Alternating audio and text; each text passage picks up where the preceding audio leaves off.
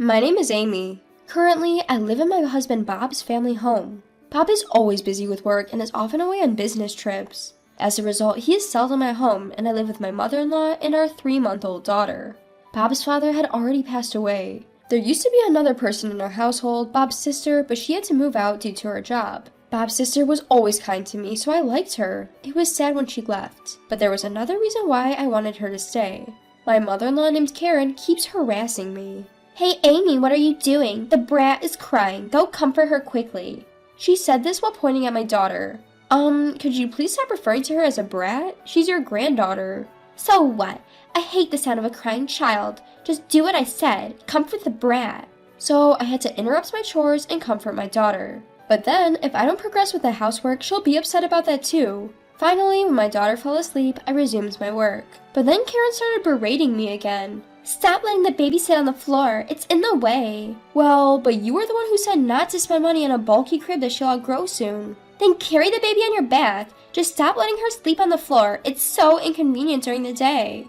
With Karen shouting like that, my daughter woke up again. Reluctantly, I picked up my daughter and carried her on my back while I continued with the chores. By 3 months, the baby starts to get quite heavy, and carrying her on my back is a significant burden. Given that I had to do housework in such conditions, my work speed slowed down considerably. Somehow, I managed to finish all the chores by dinner time, but Karen was, "How can you be an unfit housewife if you spend all day and not make much progress with the housework? If I were younger, my mother-in-law would have slapped me, and she was abusive to me again." I was mentally exhausted. After putting my daughter to bed late in the night, I reached out to my husband. "So, your mom is being completely unreasonable." "I see. I'm sorry I can't be there for you. Apologies, I have a meeting coming up. I'll hear more from you later." That's what my husband said before he hung up. My husband, Bob, seems busy too, and I can't really depend on him. I have to stand up to my mother-in-law, Karen, on my own, but I feel utterly helpless by myself. One night, my 3-month-old daughter's crying was exceptionally terrible. Maybe she was hungry or something was bothering her. In any case, she was wailing non-stop. Karen, waking up in irritation, stormed in. "It's so noisy. Shut that brat up. Do you even know what time it is?" It's 11 p.m. It's not too late yet." "Shut up. I usually sleep at this time, don't you know? I can't stand her wailing. Do something now." The angrier Karen gets, the more it scares my daughter, causing her to cry. I understand. Please calm down a little. When you raise your voice, it makes the baby cry even more." "Don't order me around. I'm the one giving orders here. If you can't quiet her in 5 seconds, I swear I'll hit that baby." "What? No way." 1, 2, 3. Indeed, Karen started counting. I want to believe that she would never resort to such inhumane behavior as hitting a 3-month-old baby, but the fact that I can see her doing it is what's terrifying. 5. It seems she's not stopping. Can't be helped. She then readied her fist. "No, you're kidding, right, mother-in-law?" "I can't stand the wailing. Be quiet." And then Karen really did raise her fist to my daughter. I screamed out in disbelief. I never thought she would resort to violence. My daughter was screaming louder than I'd ever heard. Enough of this noise. Shut her up now." She seemed to be completely oblivious to the fact that this was all happening because she had hit my daughter. My daughter ended up with a bruise on her face, and I immediately called for an ambulance. The doctor came and examined my daughter. "Doctor, how is she? My daughter." "Your daughter is..." The doctor paused, and my mind went to the worst possible outcome. "You're joking." No, I apologize for the confusion. Your daughter is fine. There might be a bruise. We thought it might leave a mark, but it'll likely heal without leaving a bruise, so please don't worry." Oh, thank God. I felt a wave of relief wash over me and my strength drain away. "But what happened? Did she fall or something?" "No, nothing like that. It's just, my mother-in-law who lives with us, she did something unimaginable." "Could you tell me more about that?" With that, someone entered the examination room. I recognized this person who would help me out of my current situation. The next day, I returned home with this person. "Oh my, you ended up spending the night in the hospital? Quite the life you lead, neglecting your housework as a housewife." Karen taunted me with a smirk. I was seething inside. "What's with your attitude? You sure had no qualms about doing such a terrible thing to my daughter." I showed Karen my quiet but resolute anger.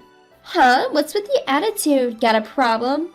"Of course I have a problem now. You did something so horrible to my daughter. Apologize now." When I raised my voice, Karen yelled back. "What the hell? Don't you dare talk back to me. I'm your mother-in-law, you know. A daughter-in-law doesn't dare defy her." Karen's face went beet red. But I did not back down and stared Karen down. "You're getting on my nerves. Don't you dare oppose me." Saying that, Karen hit me this time. You just raised your hand, didn't you? Huh? Raising your hand means you're ready, right? Ready for whatever comes next, whatever might happen to you?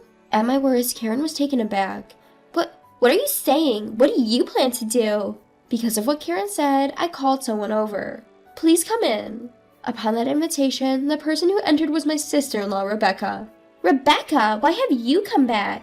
I heard Amy's baby had to be rushed to the hospital, so I came as fast as I could. What on earth are you doing to Amy and the baby, Mom? Rebecca was quite furious. Seeing Rebecca so upset, even Karen seemed taken aback. And of course, she would be. After all, Rebecca's a lawyer. Don't tell me you're going to do something as a lawyer just because I might have lost my temper. Karen trembled as she said this. What are you talking about? It's obvious we'll sue, right? I've already told Rebecca that. What? What are you thinking? There's no way I'll allow that.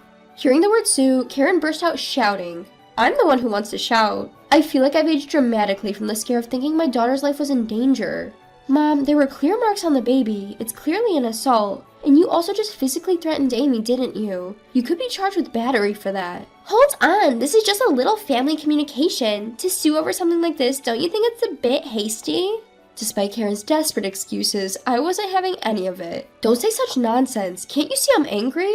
If you're not planning to apologize, I'm just going to proceed with legal action. Wait, at that time I was just a little frustrated. You know how people get irritable when they're tired, right? And when I could hear the wailing all night, it was just too much. Karen was making excuses, but that doesn't make it okay for her to resort to violence. Mother-in-law, it's unfortunate, but I don't plan to forgive someone who just makes excuses like this. I'm going to take legal action immediately, and I'm not intending to negotiate a settlement. Wait, stop. First of all, stop suing me. Do you realize how much I've helped you?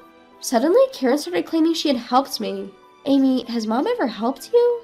No, not at all. Rather than helping, Mother-in-law has only been a hindrance, and even criticizing my housekeeping. I see, and she's talking about having helped. I wonder what she's talking about. Rebecca and I gave Karen a cold stare. I said I helped you, didn't I? Why are you looking at me like that? I did help Amy. When Amy was tired and sleeping, I quietly did some housekeeping.